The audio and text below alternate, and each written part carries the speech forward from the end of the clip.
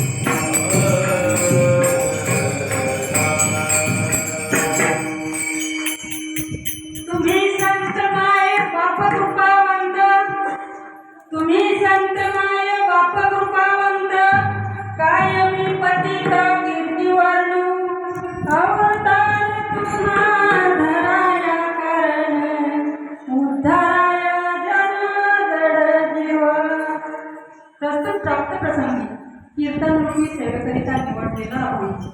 जगद्गुरु जगन्वंदनीय देहनिवासी पंचपुरुषाचे श्री संत तुकाराम महाराज यांचा 4 चरणाचा या अभंगाद्वारे जगद्गुरु तुकाराम महाराजांचं महात्म्य वर्णन करून सांगतात. विठ्ठल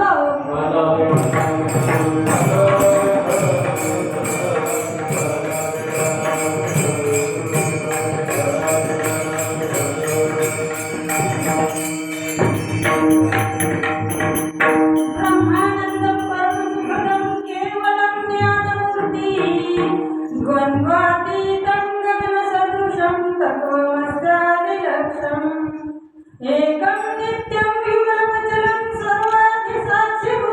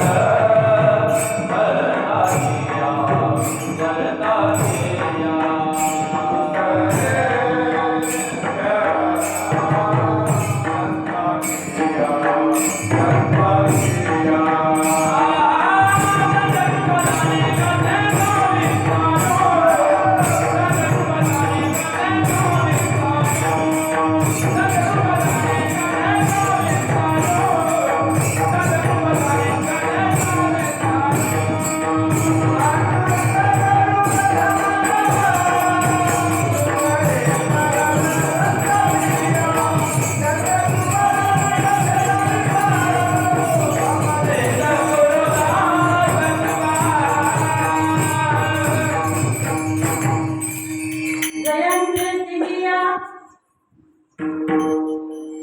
विठ्ठला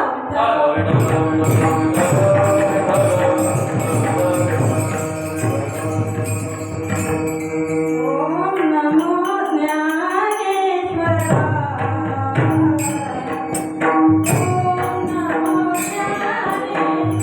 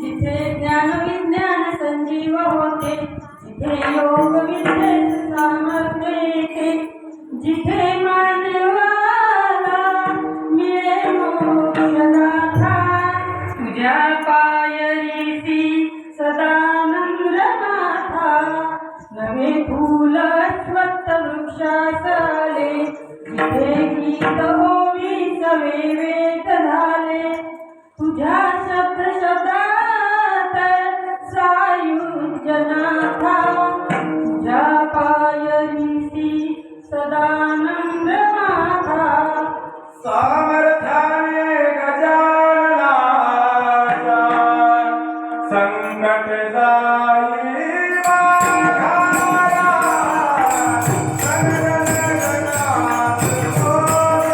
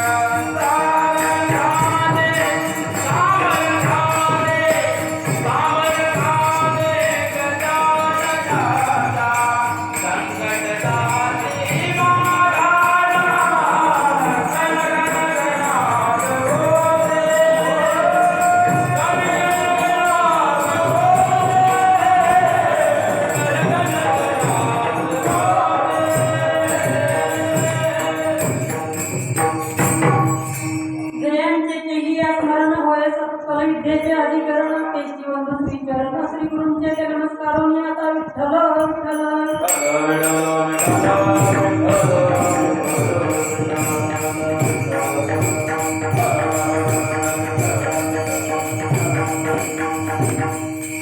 कीर्तनाचा भावार्थ सांगणे अवघड अल्पसा परिहारण्यानं महत्त्वाचं तसं तर सर्वांना माहिती आहे.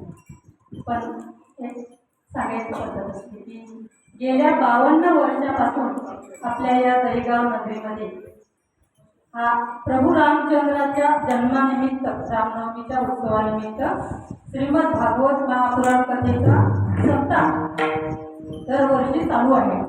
आणि या सप्ताहाच्या निमित्त आज माझ्यासमोर आदरणीय आचार्य विदर्भरत्न म्हणजे नामदेव महाराज पुरस्कार सुद्धा प्राप्त झालेला आहे महाराजांना बरेचसे. तरी सुद्धा मी एक कोवळं लेकरू समजून माझ्यासमोर आले म्हणजे हे माझ्यासाठी खूप मोठी भाग्याची गोष्ट आहे. तसेच कथाकार महाराज म्हणजे थकून गेले दिवसभर कथा सांगू तरी पण माझ्यासाठी इथं बसले ऐकायला. खूप भाग्याची गोष्ट आहे माझ्यासाठी. आणखी आमचे चोपडे महाराजांना मला वाटते टायफॉइड निघाला नाही तर आम्ही सकाळी काकड्याला सोबतच असतो.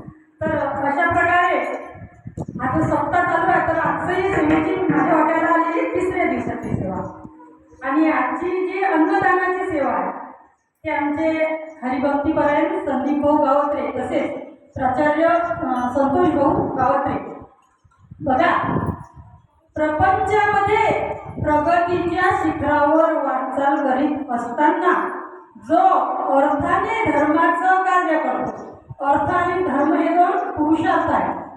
तर जो अर्थाने धर्माचं कार्य करतो म्हणजे सप्ताहामध्ये अन्नदान म्हणा काही म्हणा, जो हे सत्कर्म करतो, जो अन्नदान करतो त्याच्या अन्नाची शुद्धी होते, त्याच्या धान्याची शुद्धी होते, त्याच्या पितरांची तृप्ती होते आणि त्याला पुण्याची सुद्धा प्राप्ती होते. विठ्ठल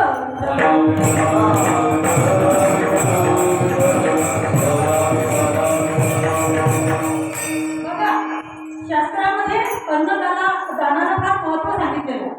लेणे को हरिनाम और देणे को अन्नदान. तसं पाहिलं तर सोनं सगळे श्रेष्ठ धातू आहे पण सोन्यापेक्षाही जास्त अन्नाला महत्व आहे. एक उदाहरण सांगते छोटंसं की महाभारतीय युद्धामध्ये कर्णधारातीर्थी पडला. मृत्यूनंतर तो स्वर्गात गेला पण त्याला तिथं अन्न मिळालं नाही. दानशूराच्या यादीमध्ये अग्रगण्य स्थान होतं कर्णाचं. सुवर्णदान मरता मरता आपले सोन्याचे दात पाडून दिले होते एवढं त्याचं नाव होतं. पण मृत्यूनंतर त्याला जेवायला सोनंच मिळालं त्याला कारण त्याने अन्नदान केलं नव्हतं. शेवटी त्याचा मुलगा आहे ना ऋषभकेतू त्याच्या स्वप्नात गेला आणि सांगितलं की तू माझ्या तृप्तीसाठी अन्नदान कर. म्हणजे एवढं महत्व आहे अन्नदानाला सोन्यापेक्षाही जास्त. आणि बघा मासा असते ना, मासा पाण्यातच जिवंत राहतो. त्याला जर तुपात ठेवलं तर तो मरून जाईल. तसं आपल्या जीवासाठी आपला प्राण हा अन्नमय आहे. अन्न हे आपलं जीवन आहे म्हणून अन्नदान हे सर्वात श्रेष्ठ आहे. म्हणून अन्नदान केलं पाहिजे. विशेष म्हणजे सप्त्यात विठ्ठल आता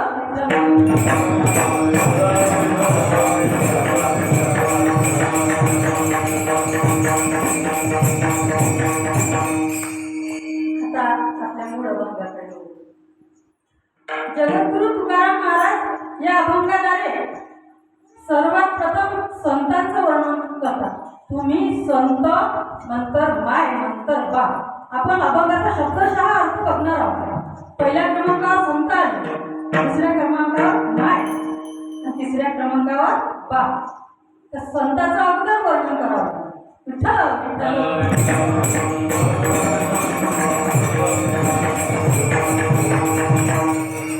संत त्यांना म्हणतात जे आपल्या समस्यांचं समाधान करतात. मग ती समस्या कौटुंबिक असो, राजकीय असो किंवा सामाजिक असो, आपल्या प्रत्येक समस्येचं ते समाधान करतात. म्हणून संत सर्वत्र पूजले जातात. बघा, राजाला फक्त त्याच्या राज्यामध्ये पूजल्या जाते पण संतांना राजा पूजते, प्रजा विद्वान सर्वत्र पूजते. विठ्ठल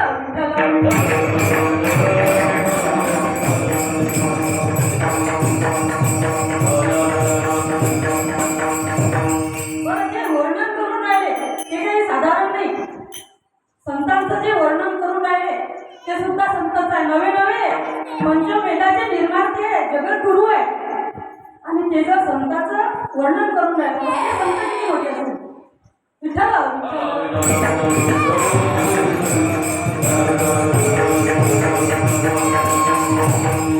ते ज्या संतांचं वर्णन करतात ते संत आहेत विश्ववंद्य माऊली ज्ञानेश्वर महाराज. आणि माऊली नुसते संत नाही तर भगवंत सुद्धा आहे. महाविष्णू सावतारे महाविष्णू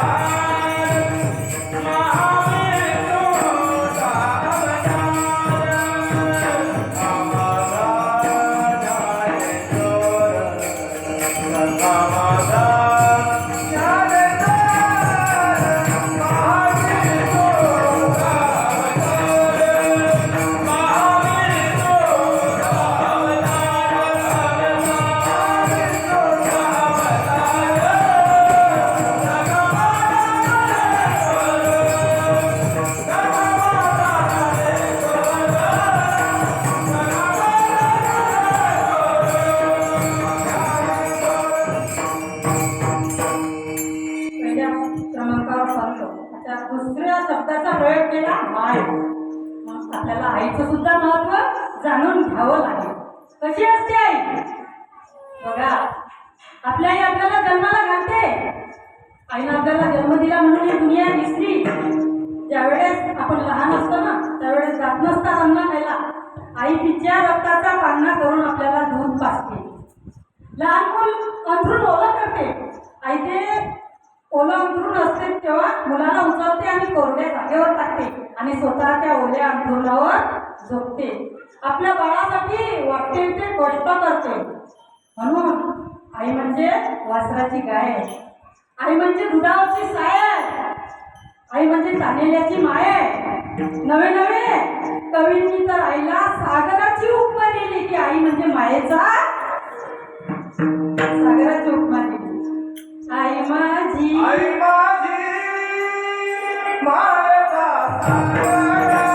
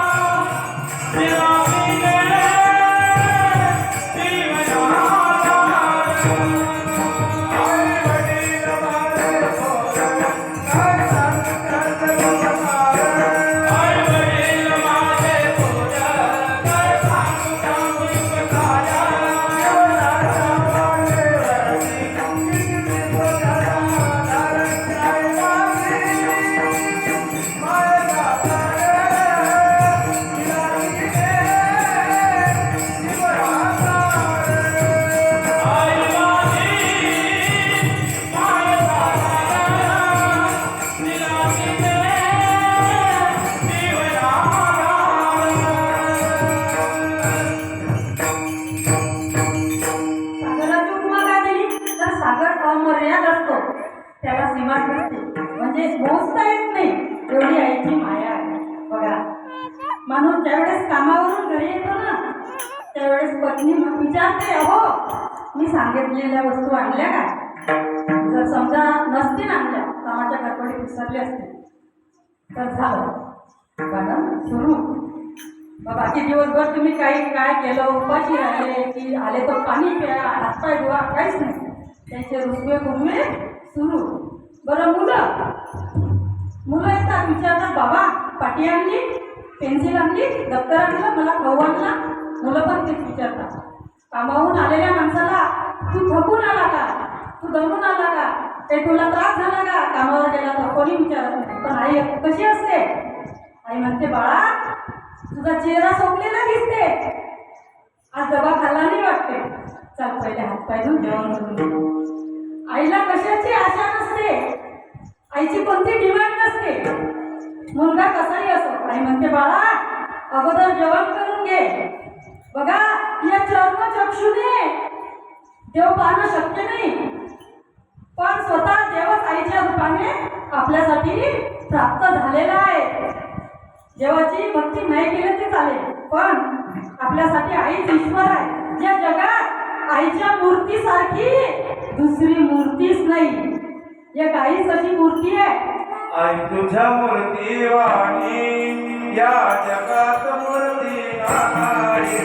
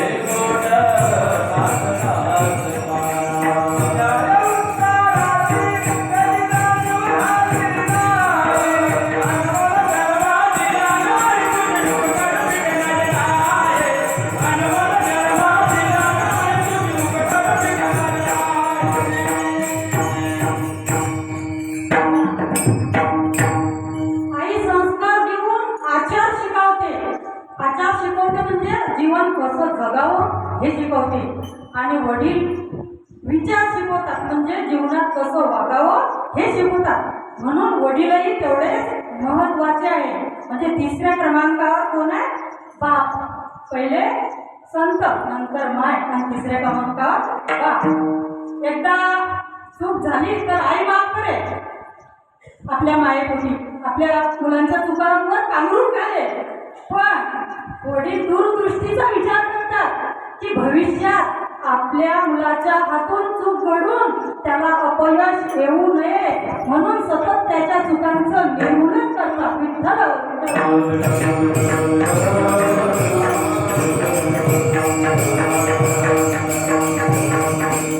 म्हणून आई आणि वडील हे दोघंही अतिशय महत्वाचे आहेत. आपले आई वडील आपल्याला आयुष्यभर पुरील एवढी संपत्ती आपल्यासाठी कमवून ठेवतात, पण ते संपत्ती या देहाच्या कल्याणासाठी आणि एका आयुष्यासाठीच पुरते.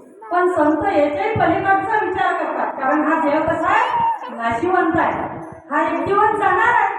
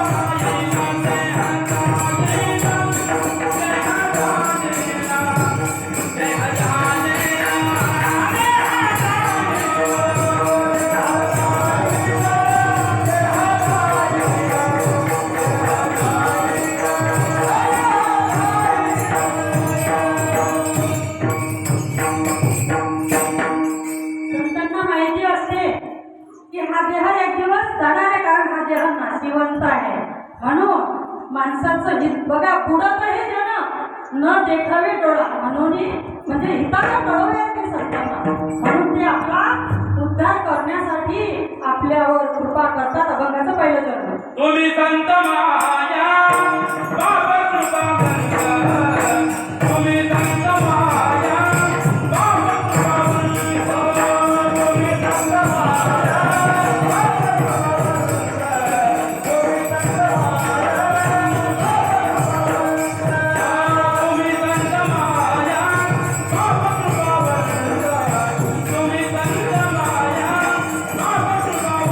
Oh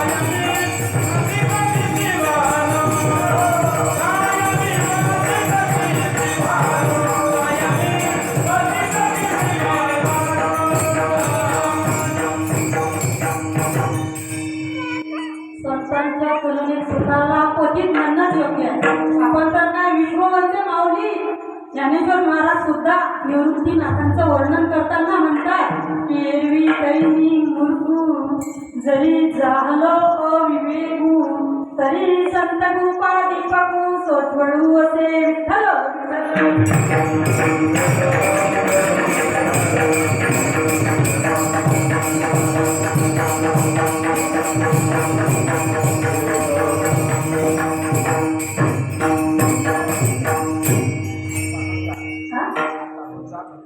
ठीक आहे.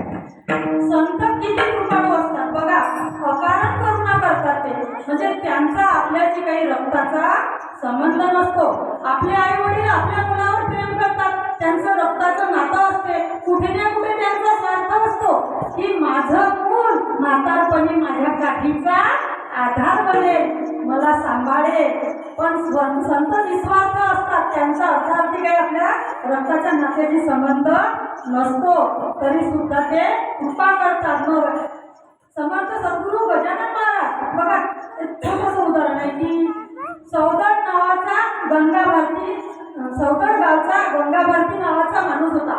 त्याला रक्तपिती झाली होती. बघा, आपले रक्ताचे नाते, मुलं, पत्नी, ज्यावेळेस माणसावर कठीण परिस्थिती असते ना, त्यावेळेस खरोखर त्या माणसाची म्हणजे परिचय होते की कोण किती जिव्हाळा आहे कोणाला कोणाबद्दल.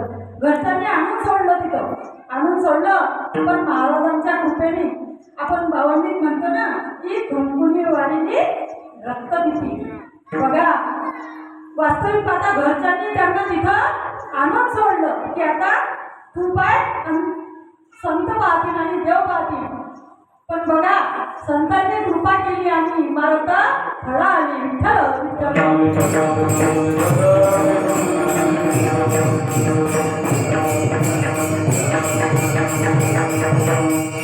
उदाहरण सांगायला गेलं तर भरपूर सांगता येईल. आता जगद्गुरु तुकाराम महाराजांनी किती कष्ट सहन केले लोकांच्या उद्धारासाठी. वास्तविक पाहता स्वतःच्या प्रपंचाकडे लक्ष दिलं नाही, तरी सुद्धा लोकांनी त्यांचा छळ केला. म्हणजे संत असे दुसऱ्याच्या साठी झटत असतात. काय सांगू आता संतांचे उपकार, काय सांगू आता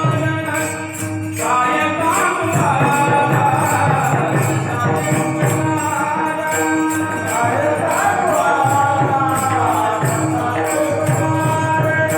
काय सांगू आता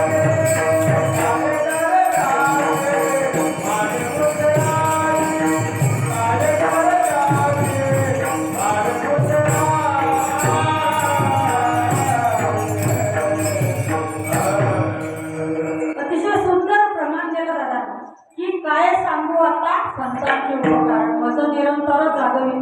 जागविते म्हणजे काय, झोपेतून उठवतात काय? नाही, आपली जी झोप आहे ते जन्म मृत्यूची झोप आहे. पुनरपि जननम पुनरपि मरणम पुनरपि जननी जठरे शयनम अशा प्रकारची झोप आहे. पण सकाळी काकड्यात म्हणतो ना, उठा जागे वारे आता स्मरण करा पंढरीनाथा. तर अशा प्रकारे आपल्या त्या म्हणजे अज्ञानाच्या नेत्रेतून ते आपल्याला उठवतात.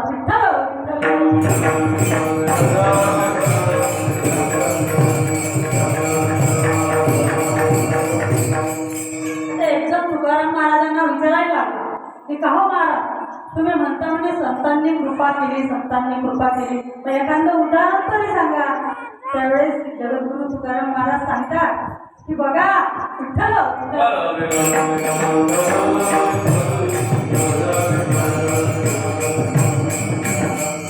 तुकाराम महाराज म्हणतात संत किती कृपाळू, देवापेक्षा एक टक्का पुढे. म्हणजे देवानं प्रभू रामानं जे अहिल्या शिळा झाली होती ना दगडाची, त्या शिळेला म्हणजे दगडाची बाई केली पदस्पर्शानं. आपण म्हणतो ना अहिला शिळा राघवे मुक्त केली, पती लागता दिवे होऊन गेली. पण ती अगोदर बाईच होती, म्हणजे यात काही नवल नाही. आणि भगवंत स्वतः राम प्रभू होते, ईश्वराचा अवतार होते, त्यात काही आश्चर्य नाही. पण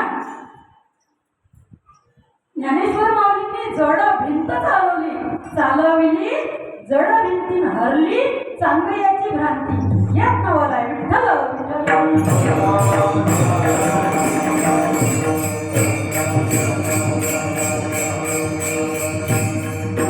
पुढचं उदाहरण सांगा. काही लोक ऐकतच नाही, मग त्याचे पुढचे उदाहरण सांगतात. निमेष मात्रे देह पालटिला, निमेष मात्रे देह पालटिला.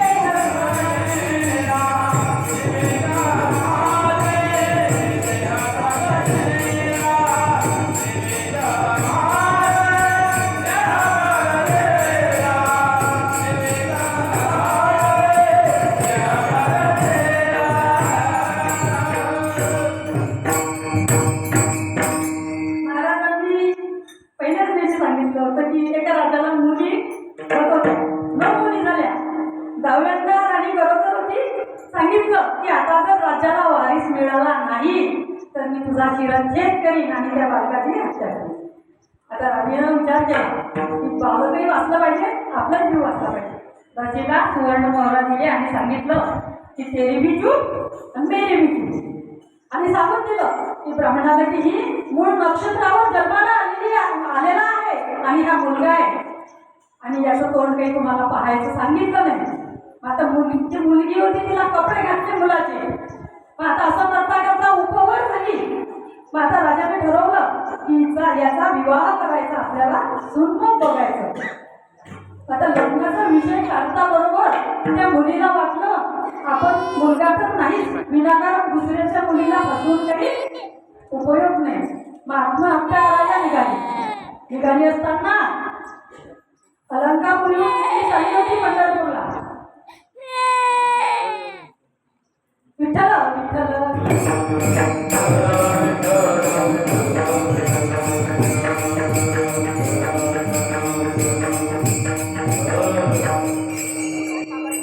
संत भेटले. असं वाटलं की मरता मरता संतांचं दर्शन घ्यावं. दर्शन घेतलं, जसं चरणावर मस्तक ठेवलं. आता संत सगळं जाणतात, ते अंतर्ज्ञानी असतात. न सांगता तुम्हाला कळवायची अंतर ओळखलं. हात ठेवला मस्तकावर आणि म्हटलं उठ बाळा. ती म्हणते मी मुलगा नाही महाराज, मी मुलगी आहे. नाही ग म्हणतात, तू मुलगी आहे, तू मुलगाच आहे. म्हणून जी ही निमिष मात्रे देह पालटेला. निमिष म्हणजे आपल्या डोळ्याचं पातळ होते ना, त्याला निमिष म्हणतात. विठ्ठल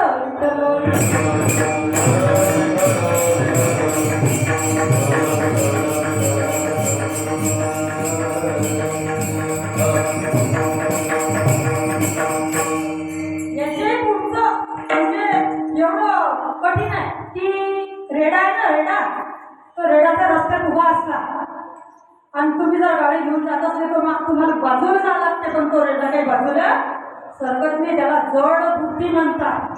तो जड बुद्धीचा प्राणी, तो काळोबा कोळ्याचा रेडा होता, त्याचं नाव त्याने होतं. आता त्यांना शुद्धीपत्र मिळवण्यासाठी तिथं जायचं होतं. गेले असताना आता जास्त काही सांगायचं नाही कारण आपल्याला अजून 3 चरण सोडवायचे आहे. विठ्ठल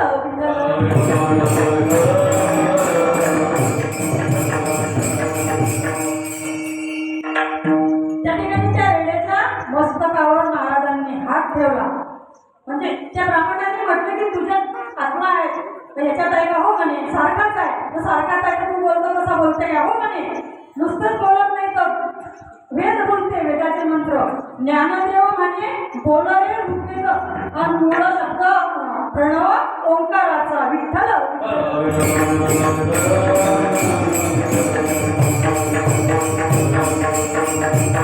तर अशा प्रकारे जड जीवांचा सुद्धा त्या ठिकाणी उद्धार केला. बघा तो रेडा सारखा वेदाचा मंत्र ओ ओ म्हणायला लागला. तो अनाहत ध्वनी बंदच होत नव्हता. शेवटी त्याला समाधी देऊन टाकली. म्हणजे जड जीवांचा सुद्धा माऊलीने उद्धार केला. अभंगाचं दुसरं चरण. अवतार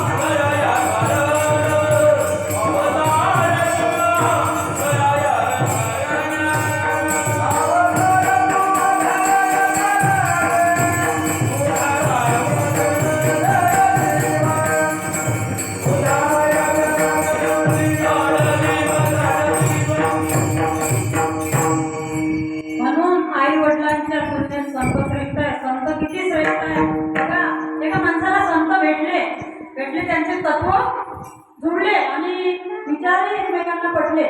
एक साधा रोडा माणूस होता, शेतकरी होता. तो म्हणायला लागला की महाराज मी अजूनपर्यंत गुरु केले नाही. माझी अशी इच्छा आहे की तुम्हाला गुरु करा. काय हरकत नाही म्हणे, पण एक नियम पाळावा लागेल म्हणे. तेवढं सोडून बोलावं नाही म्हणे. सोपा नियम सांगतो. फक्त 10 मिनिट देवाजवळ बसायचं आणि माळेचा जप घ्यायचा. 24 तासात ते फक्त 10 मिनिट. काय म्हणे महाराज जमणार नाही म्हणे. काय जमणार नाही म्हणे. शेतकरी आहे, मुलं बाळा आहे, आई वडील आहे, पत्नी आहे म्हणे. घरच्यांचं सगळं मला काळात कष्ट करून ढोरा असायचं, सगळं शेतातलं काम करावं लागते. जमणार नाही नामस्मरण करून देवाजवळ बसणं.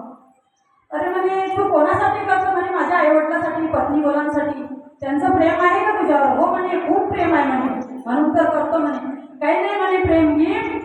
तू पैसा कमवतो, कष्ट करतो, त्यांना आणून देतो म्हणते खायला, म्हणून ते तुझ्यावर प्रेम करतात. तू फक्त 2 दिवस नाटक कर म्हणे. बिमार पडायचं, आजारी पड, अंगावर घेऊन झोप आणि मरणाचं सोंग कर म्हणे. मग त्यांची परीक्षा कळेल की हे खरं प्रेम करतात की खोटं. विठ्ठल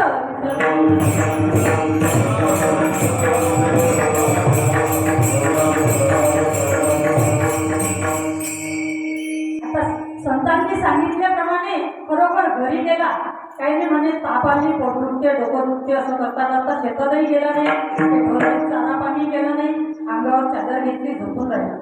1 दिवस झाला, 2 दिवस झाला, झोपून राहिला. शेवटी 3ऱ्या दिवशी मरायचं सौं केलं. मरायचं सौं केलं, श्वास रोखून घेतला, डोळे बंद केले, हालत चालत होता. शेवटी समजलं सगळ्यांना की आता हा गेला. आई रडायला लागली, वडीलही रडायला लागले, पत्नी रडायला लागली. आई म्हणते देवा मी काय कुठली लंबेच होती काय बापा, एवढा मोठा पहाड पोचला. वडील म्हणतात अरे बापा आता मरता मरता देवा तुला कशाने दुःख दाखवलं, मला नेलं असतं तर बरं झालं.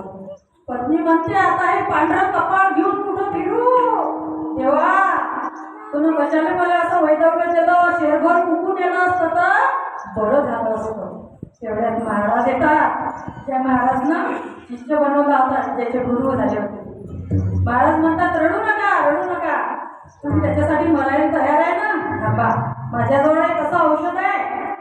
ते ग्लास आणा म्हणतात, एक पाण्याचा ग्लास आणला, काही नाही, अंगारा होता, टाकला पाण्यात. बघा हे असं औषध आहे की हे औषध ग्लासभर पाण्यात टाकले आणि ते पाणी तुम्ही पेलं की तुम्ही मरसान, तुमचा मुलगा जिवंत होईल. आणि म्हणते हाय बाप्पा, मी असंच म्हटलं, काही आहे महाराज. वडीलही तसेच म्हणतात. पत्नीला विचारते, पत्नी म्हणते घेतलं असतं महाराज, पण काय करतो हे लहान लहान हा पिंट्या, हे बाली, आणि म्हणते या पोरायचं कसं होईल, नाही म्हणते काही शक्यच नाही ते. माता कशाने विना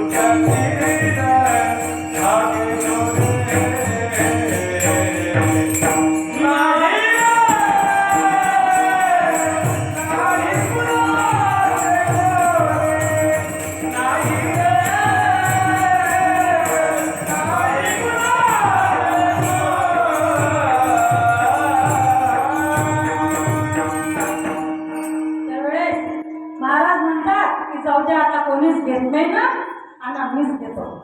महाराज घेतात तो ग्लास आणि काही नाही अंगारा टाकले असते पाणी, ते पाणी पिऊन घेतात आणि जशी हाक मारली तसा उठून बसला होते.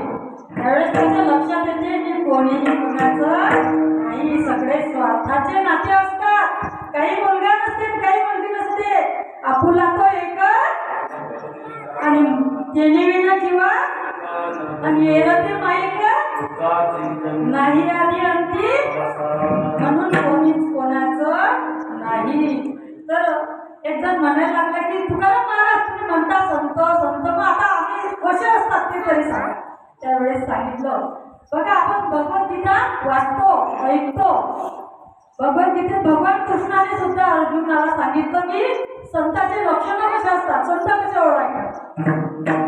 ब्रह्मज्ञानाय कर्माणि संगम त्यक्ता करोति लिप्यते न पापेन पद्मपत्र विवांबसा. आणि याचा अर्थ माऊलीचा ज्ञानेश्वरीत सांगत. माऊली म्हणतात तो कर्मे करी सकळे, परी कर्मबंधा नाकडे, जैसे नसिंपे जळी जळे पद्मपत्र. अर्थात कमळाचं फूल चिखलात असते, पाण्यात असते, पण त्याच्या अंगाला ते स्पर्श सुद्धा होऊ देत नाही. तसे साधू लोक असतात. एक जण म्हणते आम्ही नाही म्हणत संतावित झाले, त्याला घरदार मुलं पत्नी आपल्याला सुद्धा आहे, त्याच्यात आपल्यात काय फरक आहे. पण संत नव्हते जगी मानवा सारिखे, समुद्र नदी नवे पैका पाषाण म्हणून नये लिंगा. संत माणसासारखे नव्हते, संतात आपल्यात फरक आहे. आणखी माऊलीने सुद्धा अजून एक दृष्टांत सांगितला. माऊली म्हणतात की दीपाचेनी प्रकाशे, गृहीचे व्यापार जैसे, तेही कर्म जात तैसे योगयुक्ता. एवढी सुंदर ज्ञानेश्वरी आहे. एका श्लोकाचे 10 वेगवेगळे प्रमाण दिलं माऊलीनं. एका श्लोकाचं एकाच प्रमाण नाही, वाचताना तर तुम्हाला नवीन नवीन भाव प्रकट होईल. म्हणा दिवा असते ना, दिवा आता दिवे तर ते पहिले होते ते चिमण्या कंदी, पण आता हे लाईट आहे. आता या लाईटाच्या प्रकाशात आपण रात्री आपले कामं करतो. तो लाईट जरी आपल्याला कामं करायला मदत करून राहिला तरी सुद्धा तो त्या कर्मापासून अलिप्त आहे. तसं माणसाने या देहरूपी दिव्याने या प्रपंचामध्ये राहून कसं राहावं, अलिप्त. विठ्ठल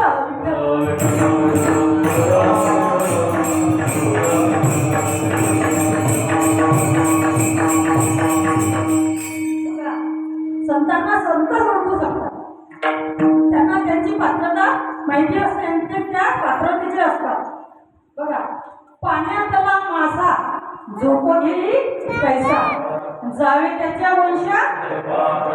आता एक बाई होती खांबाजवळ बसत होती. हे स्पीकर आहे ना, या स्पीकरच्या काही स्पष्ट ऐकायला येत नाही. महाराजनं असाच अभंग घेतला, पाण्यातला मासा झोप घेई कैसा. त्या बाईला ऐकू आलं, खावा त्यांचा रसा तेव्हा कळे. बाई घरी गेली, वानं विचारलं का गं म्हणे कोणता अभंग घेतला महाराजांनी. ते म्हणे पाण्यातला मासा झोप घेई कसा आणि खावा त्याचा रसा तेव्हा कळेल. बा म्हणायला लागला, उद्यापासून कीर्तनात जायचं नाही. बाई म्हणे का. बा म्हणे बा कीर्तनात गेल्यानं काही कोणी सुधारलं नाही आणि तमाशात गेल्यानं काही कोणी बिघडलं नाही. म्हणे असे काय म्हणून राहिले. अगं म्हणे महाराज लोकांना जर असं अभंग सांगितले तर नास्तिक लोकांचं काय व्हावं.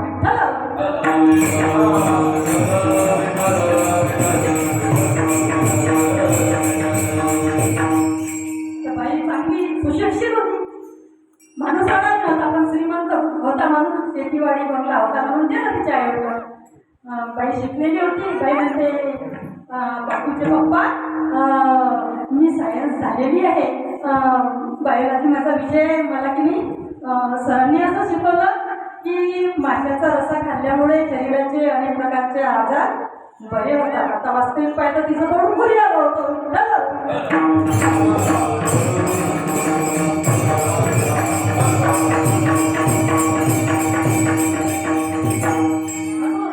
माणसानं नीट अर्थ समजून घेतलं पाहिजे शब्दशः.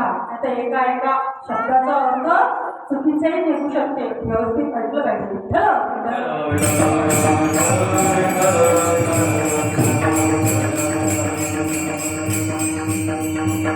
माणसाच्या जीवनामध्ये प्रत्येकाला सुखाची आशा आहे, पण सुख पाहता जवळ पाडे आणि दुःख पर्वता एवढे.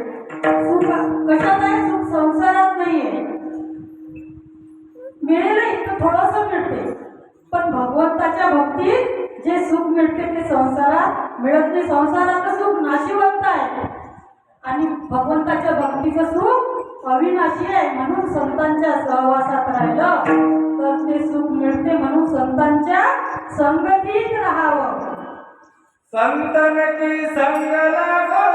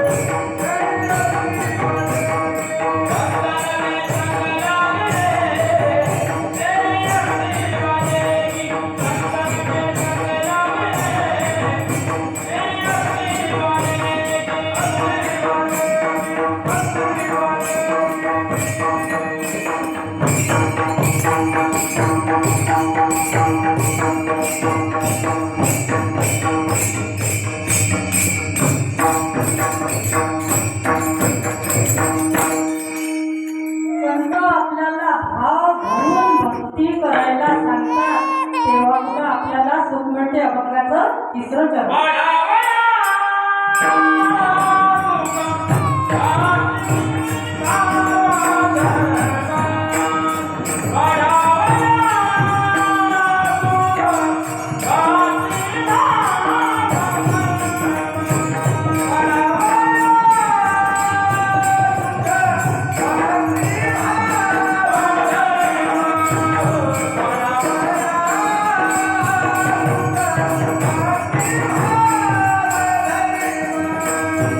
थोडा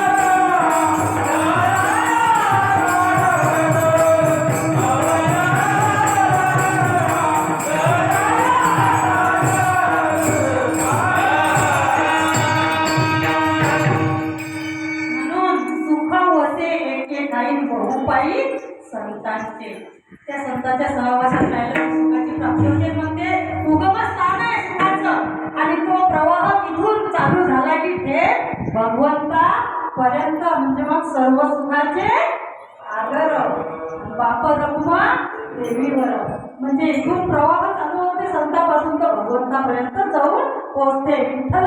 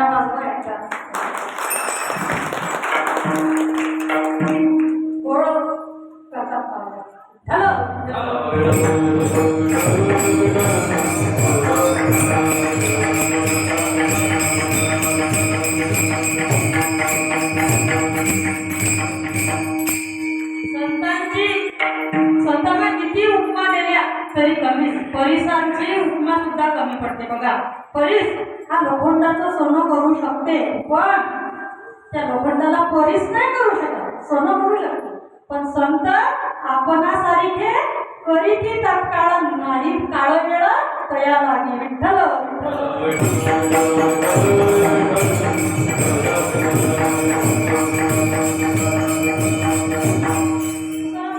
चंदनाची उपमा दिली संतांना ही चंदन कसं असते बघा शीतल असते थंडगार आणखी ते उगाडलं की त्याचा भगवंताला टिळा लावतात होमाच्या पूजेत त्याचे लाकडं टाकले की म्हणजे पवित्र आहे सुगंधही चांगला आहे ते आणखी कोणता उपयोग आहे त्या चंदनाच्या झाडाचा म्हणजे ते झिजून इतकं झिजते की स्वतःचं अस्तित्व नष्ट करून टाकते तरी सुद्धा ते इतरांसाठी झिजत राहते विठ्ठल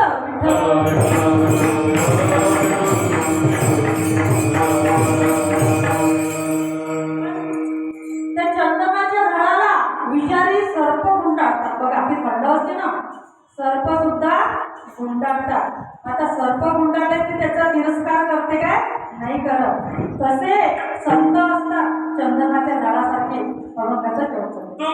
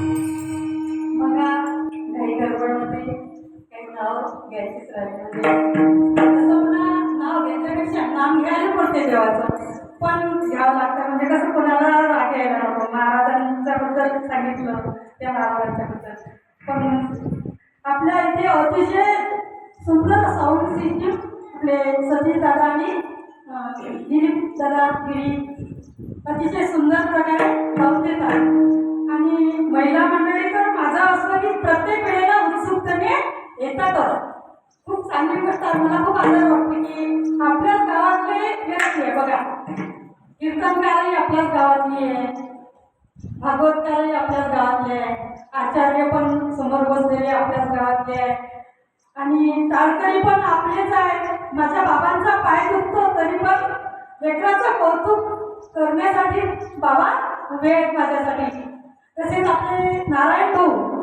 नेहमी सेवेसाठी हजर असतात आता काय हरकत नाही आपल्या लोकांचं वर्णन माझ्यासाठी नाही करतील तर कोणासाठी म्हणतात ना अपने तो होते लेकिन अपने तो वो नहीं होते जो रोने पे आते हैं अपने वो होते हैं जो रोने नहीं देते और सपने वो नहीं होते जो सोने नहीं देते सपने वो होते हैं जो सोने से जगाते हैं इसलिए सपने मत देखा करो हकीकत में करके दिखाओ और अगर देखना ही है सपने तो ऐसे देखो कहीं उतार पावे कहीं कृपा करील नारायण ऐसे तुम्ही सांगा संत जन नारायण म्हणजे भाऊ नाही पण बाबा विठ्ठल होते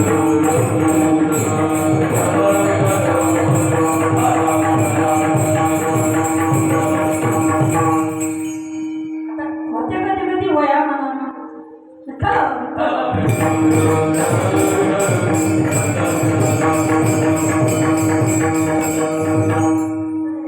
स्वामी ज्ञानेश्वर महाराजांचा बघितला ज्ञानेश्वर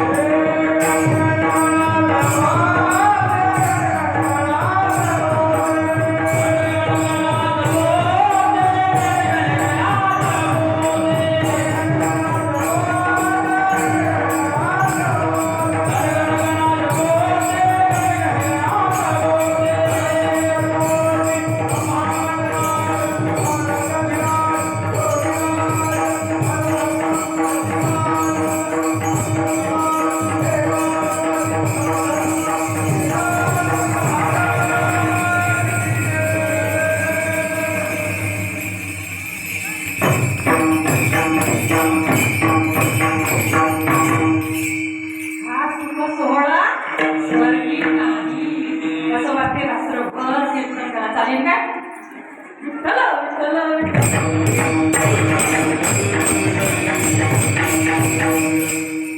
गोड झाला म्हणून मुळा सगळं खाऊ नये. साळुंकी मंजूळ बोलत असे वाणी आणि शिकविता धनी वेगळाची किंवा बालक कोबडा बोली वाकुडा विसुका पावली ते सोज करुणी माऊली रिजे जेवी. काही चुकलं म्हणलं तर तो माझ्या वाणीचा दोष समजून माझे शब्द मला परत करा. आणि या अभंगाचा अर्थ असा नसेल असंही काही माझं म्हणणं नाही. मी अल्पबुद्धी अल्पमती आहे. माझ्यासमोर ज्ञानी वक्ते बसलेले आहे बघा. एक नाही दोन विद्वान पंडित बसलेले आहेत आणि ज्ञान गबसते माझ्यापेक्षा कितीतरी पटेल. आमच्या विंचनकर ताई सुद्धा बसलेल्या आहेत.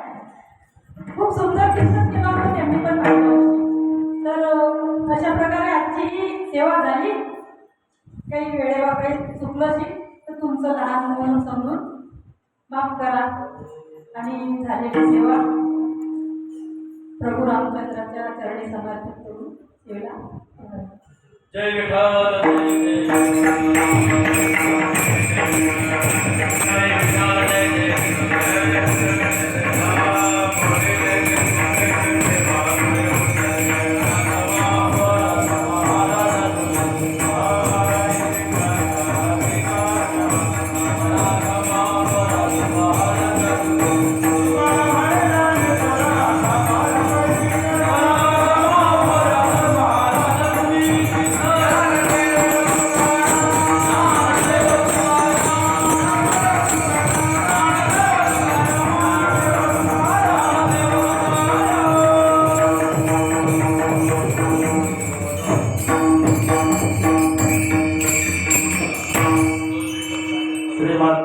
भागवत कथा व संकीर्तनाचा आज तिसरा दिवस पार पडला. धन्यवाद ताई, अतिशय उत्तम कीर्तन झालेलं आहे. उद्या रात्री ठीक 8:30 वाजता हरिभक्तपरायण मधुकरजी महाराज लोणाकडे तेलारा शिवशाहीर शिवपोवाळा आणि उत्तम प्रकारचे कीर्तनकार उद्याच्या दिवशी त्यांच्या कीर्तनाचा कार्यक्रम होणार आहे. मुरलीधरजी महाराज लोणाकडे